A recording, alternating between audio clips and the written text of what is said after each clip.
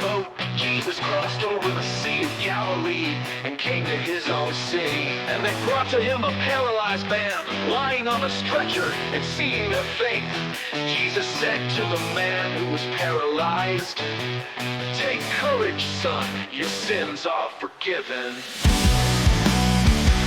And some of the scribes said to themselves, "This man is blaspheming." And Jesus, perceiving their thoughts, said, "Why are you thinking evil in your heart? Well, which is easier to say, 'Your sins are forgiven,' or to say, 'Get up and walk'? But so that you may know that the Son of Man has authority over earth to forgive sins." Then he said to the paralyzed man, "Get up, pick up your stretcher and go home." And he got up and went home. But when the crowd saw this, they were awestruck, and they glorified God, who had given such authority to men. As Jesus went on from there, he saw a man called Matthew sitting in the tax collector's office, and he said to him, "Follow me." And he got up and followed him. Then it happened that as Jesus was reclining at the table in the house, behold, many tax collectors and sinners came and began dining with Jesus and his disciples. And when the Pharisees saw this, they said to his disciples, "Why is your teacher eating with the tax collectors and sinners?" But when Jesus heard this, he said, "It is not those who are healthy who need a physician, but those who are sick. Now go and learn what this means. I desire compassion rather than sacrifice, for I did not come to call the righteous, but sinners." Then the disciples of John came to him, asking, "Why do we and the Pharisees fast, but your disciples do not fast?" And Jesus said to them, "The attendants of the groom cannot mourn as long as the groom is with them, can they? But the days will come when the groom is taken away from them, and then they will fast. No one puts a patch of unshrunk cloth on an old garment, for the patch pulls away from the garment, and a worse tear results. Nor do people put new wine into old wineskins, otherwise the wineskins burst, and the wine pours out, and the wineskins are ruined.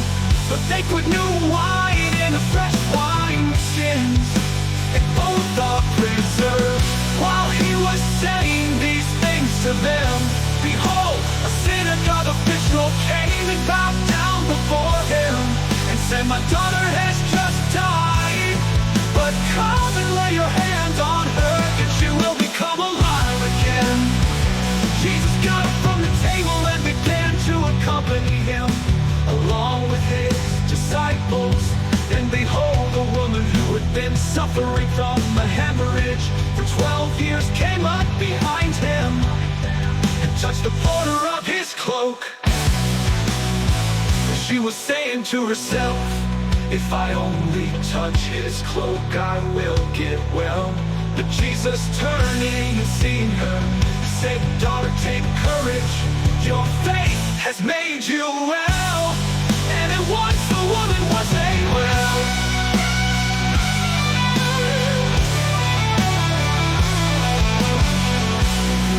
And at once the woman was made well. When Jesus came into the official's house and saw the flute players and the crowd in noisy disorder, he said, "Leave, for the girl has not died, but is asleep." And they began laughing at him. But when the crowd had been sent out, he entered and took her by the hand, and the girl got up. And this news spread throughout that land. As Jesus went on from there, two men who were blind followed him, crying out, "Have mercy on us, Son of David."